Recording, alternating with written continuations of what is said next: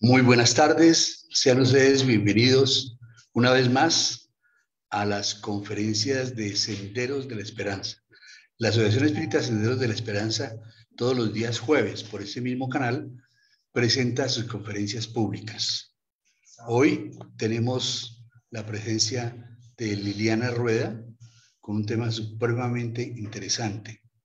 Ya lo veremos entonces en las presentaciones. Para iniciar, queremos pedirles a todos ustedes que nos acompañen en esta vibración inicial para pedir inspiración al mundo espiritual. Cerremos nuestros ojos, concentremos nuestra mente, pongámosla en sintonía con el mundo superior espiritual para pedirle al Padre Creador que nos acompañe igual que lo hace siempre. Te damos gracias, Padre Eterno, por todas las cosas maravillosas que nos das, por la oportunidad de estar aquí, en este sagrado recinto, compartiendo con nuestros hermanos presenciales y a distancia, y hoy con este tema maravilloso de cómo esparcir la luz del conocimiento, de la sabiduría, para todas las personas a la luz de la doctrina espírita. Te pedimos, Padre, que los buenos espíritus estén con nosotros y acompañen también a nuestra conferencista para que entre todos podamos tener la inspiración necesaria que nos permita hacer nuestro cambio de vida. Que así sea. Muy bien. Bienvenida, Lili. Muchas gracias. Bueno, Santiago del Grupo Juvenil de Senderos de la Esperanza nos va a leer un bonito mensaje. Adelante, Santiago. Yo soy Santiago del Grupo Juvenil y esta es la parábola del sembrador del Evangelio según el Espiritismo en el capítulo 17. La parábola del sembrador expresa perfectamente los matices que existen en el modo como son aprovechadas las enseñanzas del Evangelio. ¿Cuántas personas hay, en efecto, para las cuales solo constituye una letra muerta, que semejante a la semilla que cayó a las piedras, no produce ningún fruto? La parábola encuentra una explicación, no menos apropiada en las diferentes categorías de los espíritus. ¿No es acaso el emblema de los que solo están atentos a los fenómenos materiales y no extraen de ellos ninguna consecuencia porque los ven apenas como un motivo de curiosidad? ¿No simboliza a los que solamente buscan el lado brillante de las comunicaciones de los espíritus, por las que solo se interesan cuando satisfacen su imaginación, pero que después de haberlas oído permanecen tan fríos e indiferentes como antes? ¿No representa a los que consideran muy apropiados estos consejos y los admiran, pero para aplicarlos a los demás y no a sí mismos? ¿No alude por último a aquellos para quienes esas instrucciones son como la semilla que cayó en la tierra buena y da frutos? Gracias. Bueno, muchas gracias a Santiago por su bonito mensaje. Y bueno, el tema que nos convoca hoy es sembradores de luz sembradores de luz en la práctica de la doctrina espírita. Bueno, y cuando decimos sembradores de luz, pues nos referimos a todos porque todos podemos ser sembradores de luz en este momento de la humanidad. Y pues como todos somos espíritas, realmente ese es el tema que nos convoca hoy en Senderos. La luz del espiritismo, pues realmente este es un libro bien interesante donde dice qué es el espiritismo. En esta obra de Allan Kardec realmente nos mencionan qué es el espiritismo, porque todos decimos, bueno, chévere pensar en que la luz del espiritismo y la luz que nos guía, pero cuando nos preguntan, oiga, ¿usted es espírita? ¿Qué es espiritismo? Entonces, en este bello y hermoso libro encontramos qué es realmente el espiritismo, está la historia del espiritismo y está dividido en 3 sesiones, como en 3 partes. En la primera hay unos diálogos súper interesantes de un escéptico que dice, oiga, no, esto no existe, un sacerdote, y debaten cuestiones en las que cuando uno dice yo soy espírita y le dicen, bueno, ¿y eso qué es? Pues aquí están resueltas todas esas cuestiones y preguntas que podemos responder y ser luz para otras personas cuando nos preguntan, oye, ¿y eso de qué se trata? La segunda parte expone las partes de la ciencia práctica y experimental, porque el espiritismo es práctico y es experiencia. Y la tercera resuelve todos esos problemas de orden psicológico, moral, filosófico, en los que se debate la humanidad. Entonces, el espiritismo realmente que ilumina la humanidad y nosotros podemos considerarnos así súper afortunados de conocer esta bella doctrina, porque en filosofía siempre se preguntan quiénes somos, de dónde venimos, para dónde vamos, por qué la muerte, por qué desencarnamos, por qué tantas personas con discapacidad, por qué tantos problemas psicológicos, en este momento en la juventud, por qué tanta depresión, por qué uno dice, pero por qué los niños, por qué los muchachos quieren suicidarse. Son muchos los problemas a los que se enfrenta la humanidad y nosotros como espíritas comprendemos, alcanzamos a tener esa luz de saber qué es lo que está pasando y por qué suceden este tipo de cuestiones. Entonces, en este maravilloso libro de interés psicológico, el espiritismo es de interés psicológico, moral y filosófico. Y eso cubre todos los saberes que la humanidad ha buscado a lo largo de, pues, de tantos años en esta existencia terrenal. El espiritismo es una doctrina, la doctrina espírita, y es una ciencia de observación. Entonces, nada más verdadero, nada más certero que saber que estamos frente a una ciencia y que ha sido observada a través de los siglos. Es una ciencia práctica. ¿Y de qué se trata? Pues de cuáles son las relaciones de los espíritus con el mundo corporal o lo contrario. Podemos saber en toda la literatura espírita cuál es el origen, la naturaleza y el destino de los espíritus y sus relaciones con este mundo corporal. También es la filosofía por lo que comentaba. Entonces, comprende todas las consecuencias morales que salen de esas relaciones y es ciencia, filosofía y religión.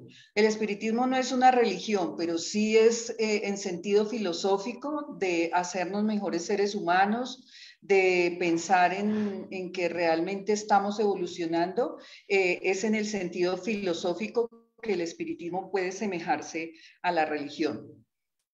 La luz del espiritismo pues está en todas las obras de Allan Kardec. Acá están como los bombillitos, las lamparitas y uno dice, bueno, para tener esa luz y para iluminarnos y para alumbrar nuestra vida y para continuar en este bello conocimiento, sí es súper importante que conozcamos y estudiemos las obras. Entonces tenemos aquí como la primera obra que es el Evangelio según el Espiritismo, los libros fundamentales. El libro de los mediums, el Evangelio según el Espiritismo, el cielo y el infierno y la Génesis y los milagros y las predicciones.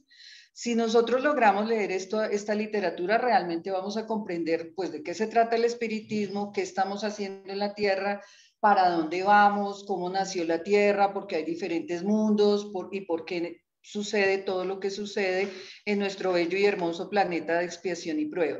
Entonces, sembradores de luz en la práctica de la doctrina espírita realmente es tener el conocimiento, la luz para evolucionar.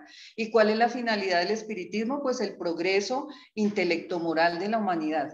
Es como cuando uno dice en la empresa, bueno, o a nivel personal, ¿cuál es su objetivo de vida? Y uno dice, uy, pero ¿cuál? O sea, de verdad que uno puede estar maduro y pueden pasar muchos años y a veces uno no sabe cuál es el objetivo de vida. O sea, uno dice, pero ¿cuál será mi objetivo de vida?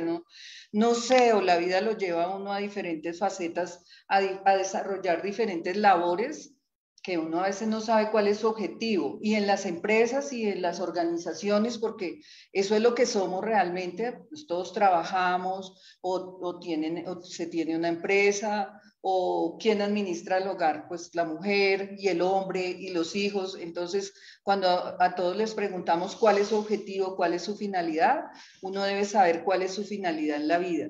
Y el espiritismo pues sí nos ayuda a ver cuál es el objetivo. Con el conocimiento uno puede decir, bueno, mi objetivo es tal, de pronto yo en la vida pasada fui tal cosa. Mucha gente va a que le adivinen el futuro y realmente uno puede saber qué futuro va a tener. Si yo me preparo, si me alimento bien, si soy correcto, pues yo voy a saber qué va a ser de mi futuro, pero si soy todo lo contrario, pues el futuro va a ser pues diferente. Y también no vivir en el pasado, ¿no? Todo fue más bonito, ay, el pasado todo fue divino, porque ya pasó y pues no va a volver y nos hace tener a nivel emocional, estar pensando en el pasado o en el futuro nos hace enfermar el cuerpo físico. Ahí Santiago nos leyó la parábola del sembrador, que es una parábola bien bonita que está en el libro de los espíritus y bueno, aquí también el espiritismo y toda la comunión con Dios y todo lo que sabemos de Dios es que Él nos hablaba en parábolas.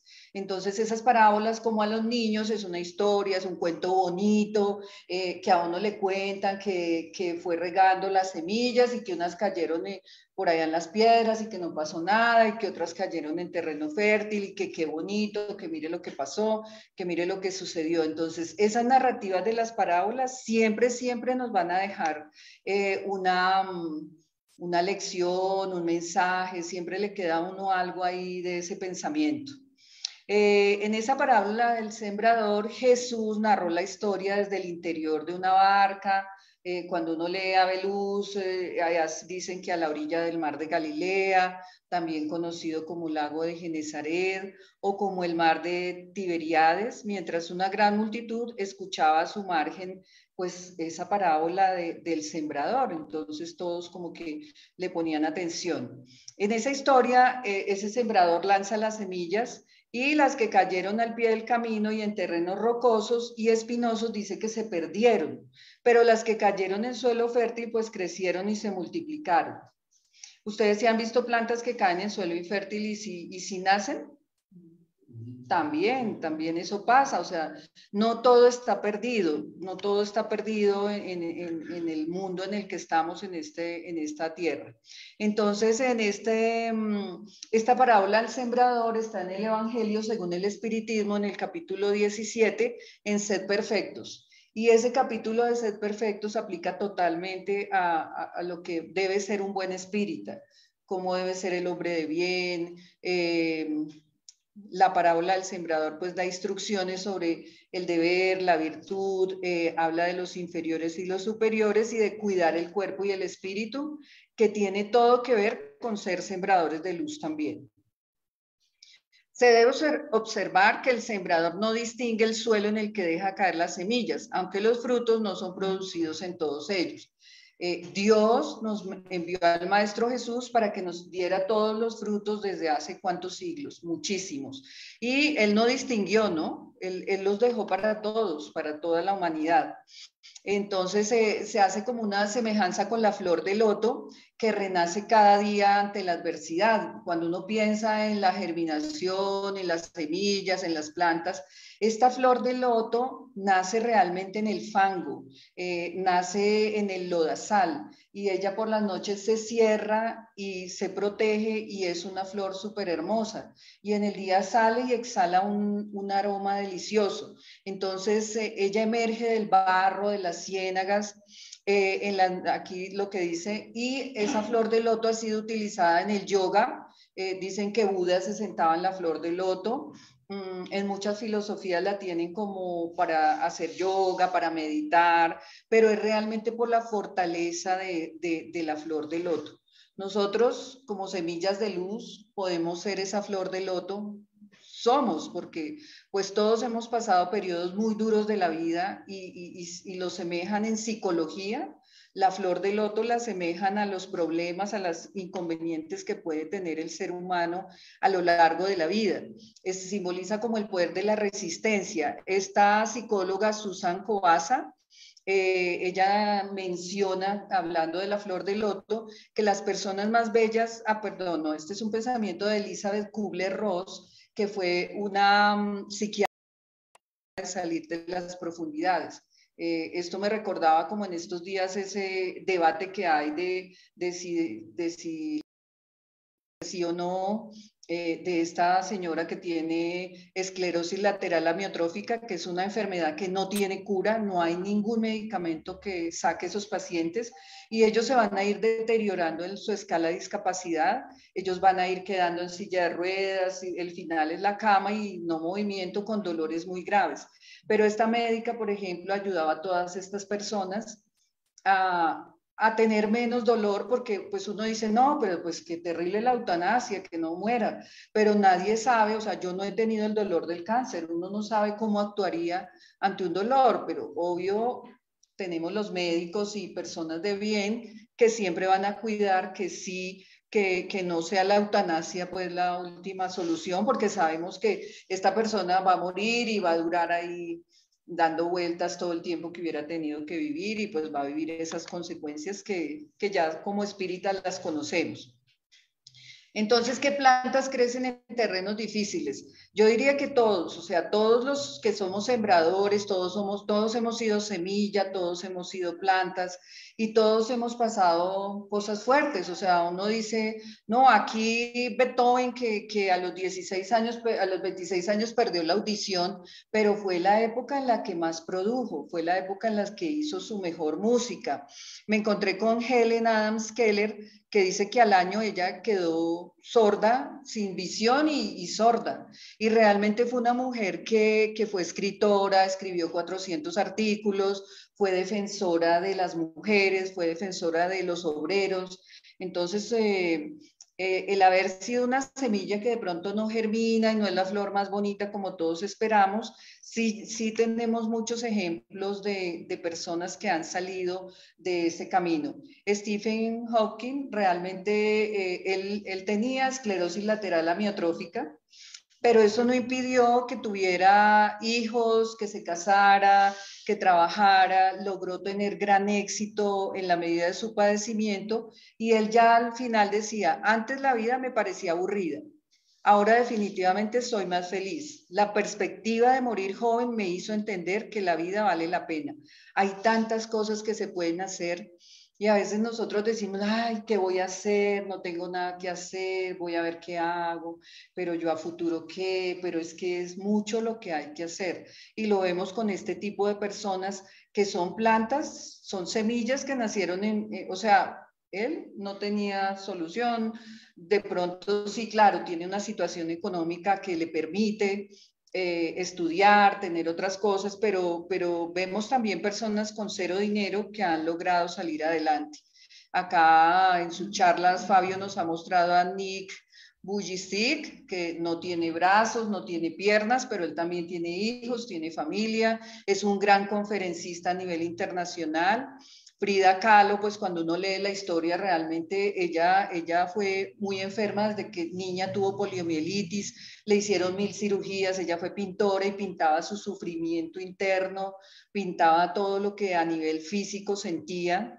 Y ella decía que el único límite para nuestros logros de mañana está en nuestras dudas de hoy.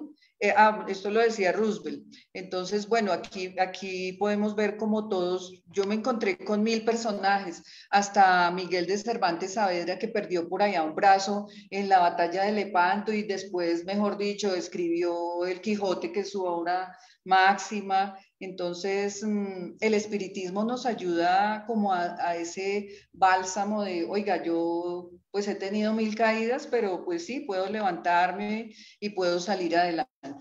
Y si miramos la literatura espírita, pues son demasiados las semillas que han nacido en terrenos difíciles, no son las plantas bellas que nacieron en un hogar maravilloso, con a la mano todos los recursos. Juana de Ángelis fue Juana de Cusa en la época de Jesús, fue Sor Juana de la Cruz, sabemos cómo murió, Joana Angélica de Jesús, o sea, murió en la hoguera, estuvo en 1000 batallas, entonces ve uno que realmente han salido adelante.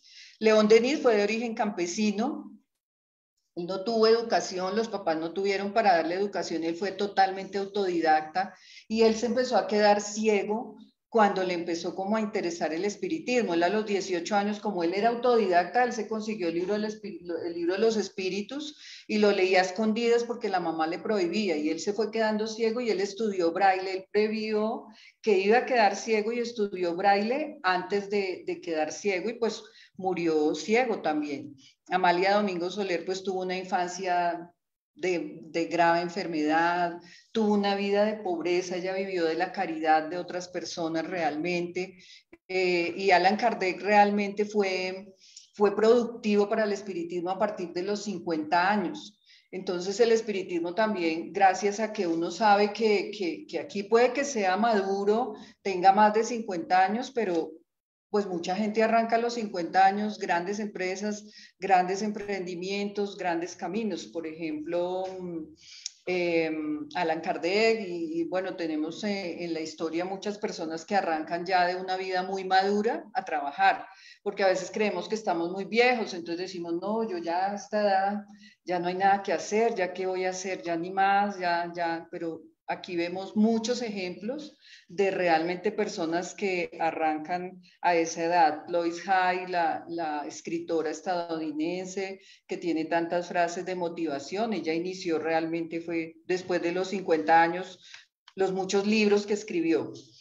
Entonces, en cada rincón de la naturaleza vemos cómo brota una enseñanza, vemos cómo la planta que nació allá pegada a los ladrillos y uno ni sabe cómo, y uno ve las personas así, o sea, uno a veces nace en un hogar humilde, sin dinero, sin nada, sin quien le dé estudio, y vemos muchas personas que sí pueden salir adelante con las ganas, y pues hay que trabajar para llegar a eso.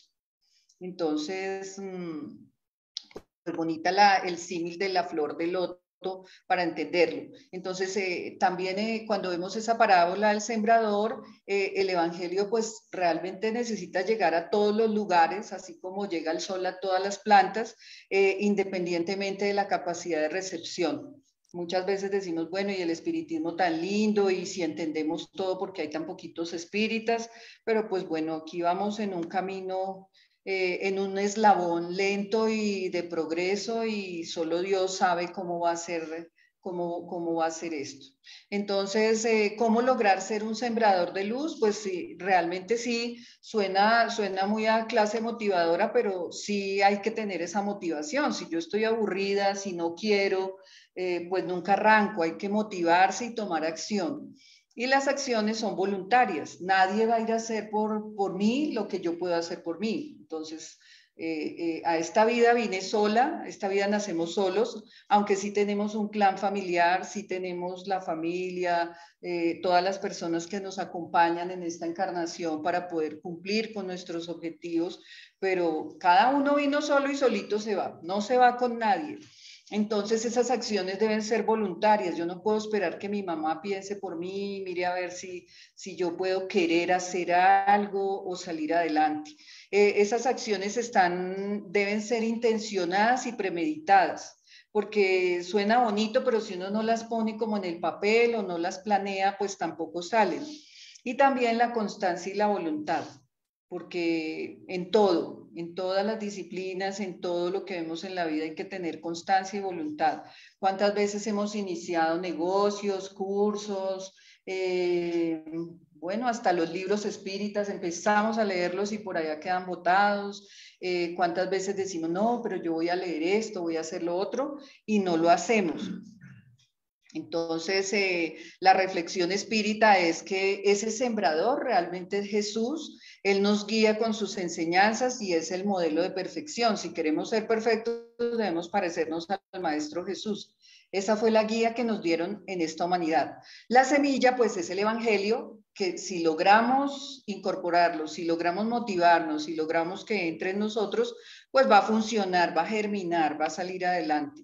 Y realmente sí debemos tener una programación, o sea, en este momento hay calendarios, planogramas, para los jóvenes en internet, pues ahí sí que es cierto, ahí hay de todo, hay horarios, hay de todo.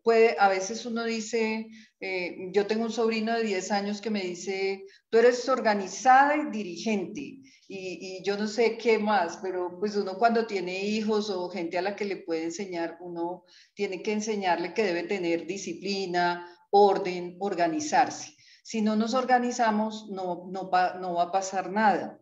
El cerebro hace caso de lo que ve. Si yo lo pongo en un papel y lo escribo, va a pasar. Si yo lo escribo en un papel y digo, así como hacemos cualquier cosa, como hacemos cualquier cosa, yo les cuento, yo estaba muy subida de peso. Entonces uno puede decir, sí, yo doy fe de esto, pero también en el no le ponen los horarios. Bueno, usted a esta hora hacemos esto y si hay una conferencia es a las 7 de la noche y preparó el expositor y preparó la gente y mandó la invitación. Entonces todo eso uno, ay, sí, sí, sí, lo organiza. ¿Qué hacemos con lo espírita? ¿Lo organizamos? Yo diría que no. Yo diría que poco. Yo diría que de pronto uno se va dando cuenta con el tiempo que no se ha organizado para estudiar la doctrina espírita. Este es un pequeño ejemplo de cómo podría ser. Entonces, primero, yo en estos 3 meses me leo el libro de los espíritus, pero como lo escribí, lo tengo, el cerebro recibe lo que veo y lo que quiero hacer. Entonces, ya lo tengo escrito y lo puedo estar viendo. Entonces, eso motiva a hacer las cosas. El segundo, yo digo, en estos otros 3 meses me leo este otro libro, en estos 3 otros meses me leo el otro, en otros el otro. Puede que sea esto, pero ¿qué tal? Yo ya los leí, entonces Juana de Ángelis voy a leer acá. O otras disciplinas que nos sirven para entender la doctrina espírita, porque a veces somos como facilistas, como que esto de la doctrina espírita, eso se entiende fácil. No, a veces tenemos que sentarnos y ver la matemática, ver los siglos, cómo fueron. Ayer mi mamá me preguntaba qué es metempsicosis cuando entramos a la... Entonces hay que coger el diccionario y si hablaron de algo que uno no entiende, tiene que ir y leerlo, porque si no lo entendemos, entonces sí hay que hacer un plan para estudiar espiritismo y para iluminarnos y para esa semilla, para que se nos prenda el bombillo y seamos una semilla de luz. Sí hay que organizarse y en este momento acá hay un ejemplo de lo que puede ser el menú espírita. Como vengo trabajando con los menús de la comida, entonces uno puede hacer un menú y sí da resultado. Entonces uno se pone el menú en el día y pone las horas. Yo sí, en ese menú de la comida hay que meditar, hay que orar, hay que hacer ejercicio. Entonces uno lo pone, pero para verlo y para tenerlo en el cerebro, porque si yo lo digo que lo voy a hacer y no le pongo hora, y no le pongo la voluntad, y no le pongo la acción, no pasa nada. No sucede. Entonces podemos tener como, aquí está, yo no entro al curso básico ni entro a estos porque estoy trabajando en otras cosas, pero sí entro el de los viernes, sí o sí hay clase con los niños el sábado por Zoom de 11 a 12, eso sí o sí va. Entonces, puede que el horario nos falle, puede que sí, de verdad vivimos ocupados, no llegamos a tiempo. Y bueno, no pasa nada si no hicimos alguno, pero ¿qué tal si hacemos el horario espiritual? ¿Qué tal si hacemos ese horario y miramos a ver cómo va a ser que nos vamos a iluminar? Me parece una buena idea para plantearla y pues aquí en el Evangelio también nos habla de la perfección moral y preguntan que si acaso la perfección moral consiste en la maceración del cuerpo. Y dice la respuesta que para resolver esa cuestión se apoyará en principios muy elementales y comenzaré por demostrar la necesidad de cuidar el cuerpo, que según las alternativas de salud y enfermedad influye de manera decisiva en el alma, que debe ser considerada como cautiva en la carne. Esto está en el Evangelio según el Espiritismo, en el mismo capítulo 17 de ser perfectos y cuidar el cuerpo y el espíritu. Es súper importante cuidar el cuerpo y el espíritu para estar sanos y para poder estudiar y para poder entender y para poder trasegar. Entonces sí debemos velar por estos cuidados. El cuerpo debe La lucha parece inevitable entre los dos y es difícil develar el secreto sobre cómo hacer que encuentre el equilibrio. O sea, en el Evangelio según el Espiritismo nos dice que debe haber un equilibrio entre el cuerpo y el espíritu y no solo acá espíritu para nosotros y para muchas personas. Nosotros decimos que somos espíritas, pero realmente para los médicos, para ellos ya es importante pensar en que hay algo más. Esta referencia es de una médica de Argentina, Nadia Giraudot. Ella trabaja salud, mente, cuerpo y alma. Entonces, y trabaja en biodecodificación, porque lo que no nos permite avanzar muchas veces es como el miedo que hemos tenido, de pronto los padres, de pronto la crianza, el miedo en la niñez. Hay muchos problemas, diríamos, de orden psicológico que hacen que uno, cuando es adulto, tenga miedo y así nos comportamos. Entonces nos comportamos ante las diferencias, ante las dificultades de esa forma. Entonces ella habla de descodificar lo malo que traigamos para lograr pues ser felices, ser sanos, estar más saludables y dice que la relación entre los órganos y las emociones es súper importante. Lo vemos también en los médicos, en la medicina bioenergética, en la medicina biológica. Ellos miran qué emoción está afectando a la persona y lo asocian a qué parte del organismo y así dan las goticas y así tratan con diferentes terapias alternativas que en este momento se utilizan muchísimo y dan muy buen resultado. Entonces es súper importante que miremos qué emociones nos mueven, qué emociones no nos dejan estudiar, qué emociones no nos dejan leer. A veces esa pereza no es pereza, es una emoción, puede ser un pensamiento espiritual, puede ser algo que no nos está dejando avanzar, no nos quiere dejar avanzar, pero sí está muy relacionado. Y aquí la doctora nos dice que solo cambia aquello que hacemos algo para que cambie. A veces queremos cosas maravillosas en la vida, pero no hacemos nada para que eso suceda. Entonces, nosotros somos creadores de nuestra realidad y protagonistas y artífices únicos. A veces le echamos la culpa, y es que mi mamá, mi papá, él no me dio tal cosa, eso fue mi jefe y por culpa de él yo estoy tan mal en la vida, como echarle la culpa a los demás. Debemos es mirar porque somos artífices. La gente siempre va a hacer mal, la gente fuera de nosotros siempre nos va a hacer mal, pero hay que pensar que esa persona que está ya haciendo mal y nosotros vamos a ser artífices de algo diferente. Entonces, a veces nos dejamos llevar por emociones, por personas que se nos acercan y ellas no van a cambiar nunca. Entonces hay que mirar es yo, cómo puedo cambiar yo esa emoción para no perturbarme, para no permitir que eso me genere rabia. La rabia me genera gastritis y me enfermo, todas las rabias, todo el odio, todo eso va a hacer daño a la persona. Entonces esta médica habla de que cuando el cuerpo habla hay relación entre órganos y emociones. Entonces debemos como mirar qué sentimos. El cuerpo nos habla, a veces uno come cosas que no debe y siente el dolor, se siente mal, pero sigue comiendo eso. Entonces, no, hay que hacerle caso al cuerpito. Él nos va avisando como qué pasa. Cuando nos vamos a enfermar, él nos va avisando qué nos puede pasar.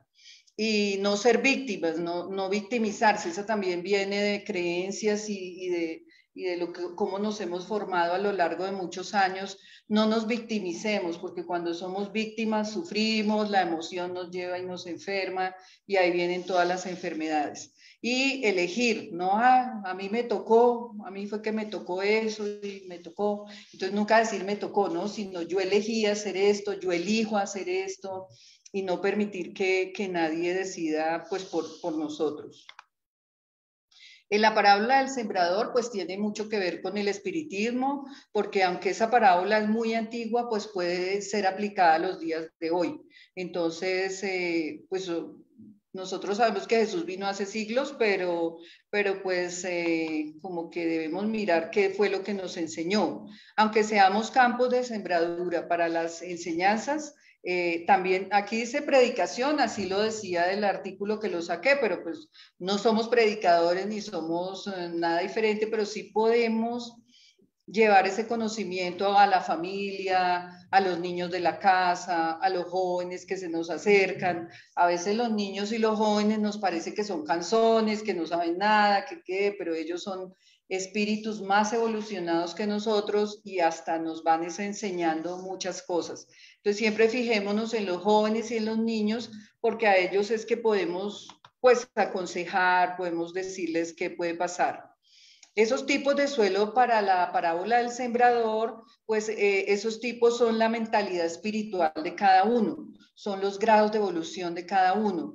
Entonces, uno puede mirarse en el íntimo y decir cómo esa parábola del sembrador está en mí, qué he aprendido, qué semilla soy, cómo voy a evolucionar. Y esa parábola se refiere a eso, qué mentalidad espiritual tenemos, qué evolución tenemos cada uno. Entonces se refiere a los grados de evolución también de cada uno. Esto pues es lo que ya nos leyó Santiago. Entonces, pues la parábola del sembrador se ve cómo podemos aprovechar las enseñanzas del Maestro Jesús.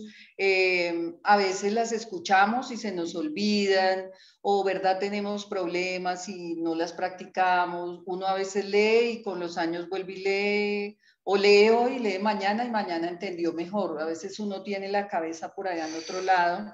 Y pues eso es letra muerta, si uno lee algo y no le queda nada, pues es como que lo perdemos. Es como la semilla que de verdad es así se pierde.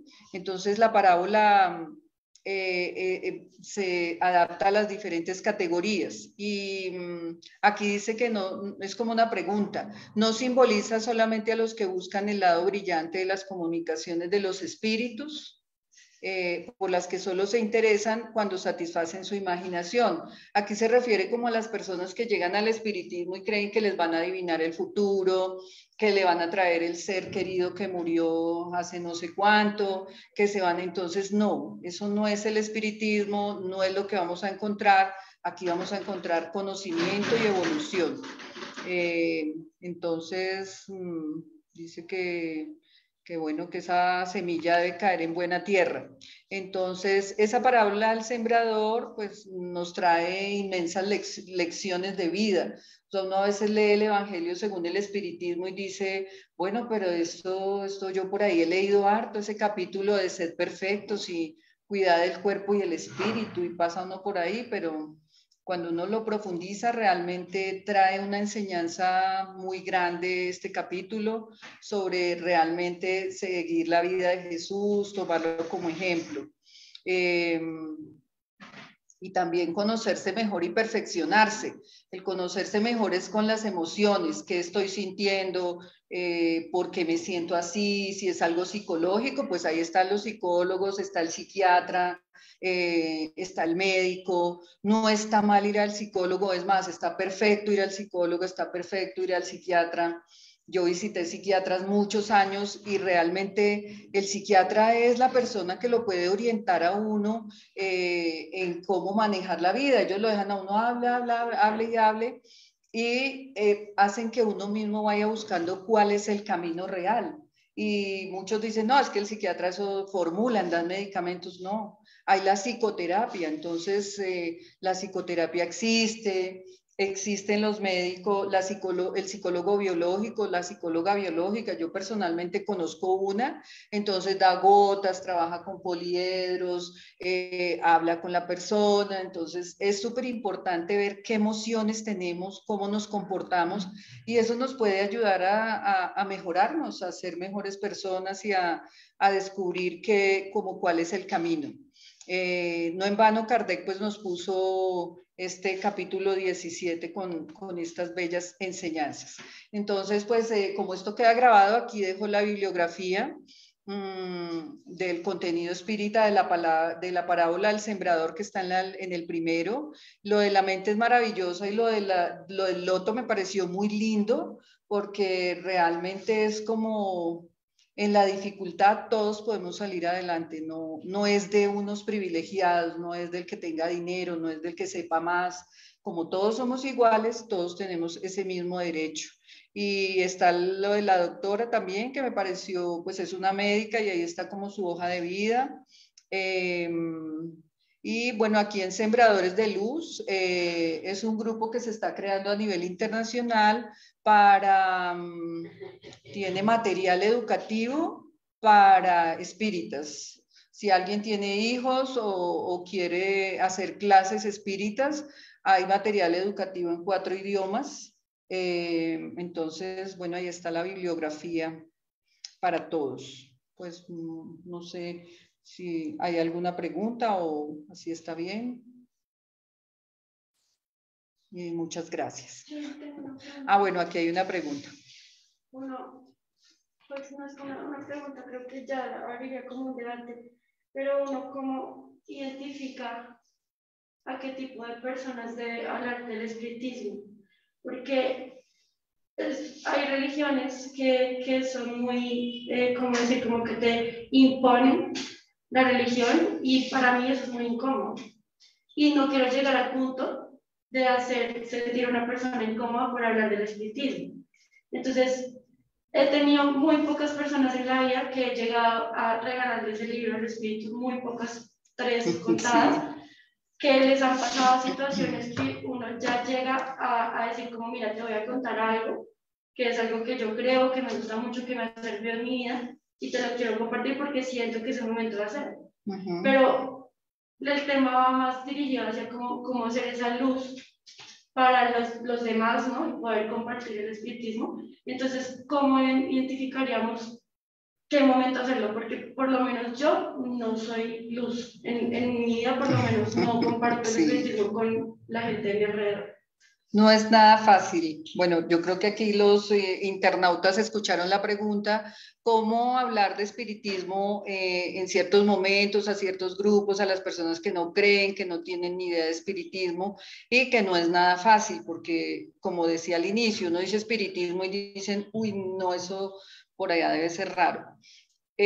Yo pienso que si son personas que te conocen, sabrán que tú eres un buen ser humano, porque eso se refleja en las acciones de quién es Paula, cómo es una niña súper pilosa, estudia, trabaja, es un buen ser humano. Entonces, cuando tú le vas a hablar a alguna persona de ese grupo, en los grupos de trabajo también, cuando uno está en grupos con otras personas que uno dice, mejor no hablo de esto porque pues puede ser un mal tachado. Si es en el trabajo, pues uno dice, no me van a echar porque quién sabe en qué anda esta persona.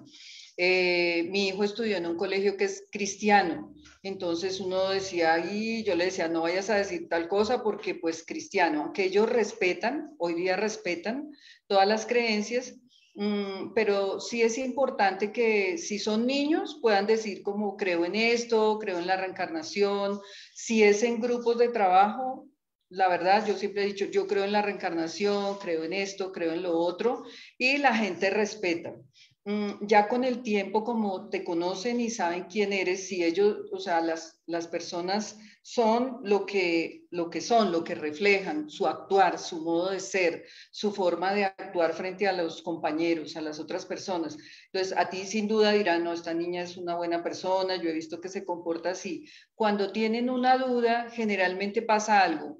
Se muere la mamá, oyen espíritus, ven cosas raras, se enferman, entonces esas personas llegan al que es espírita y preguntan, y por ahí van llegando.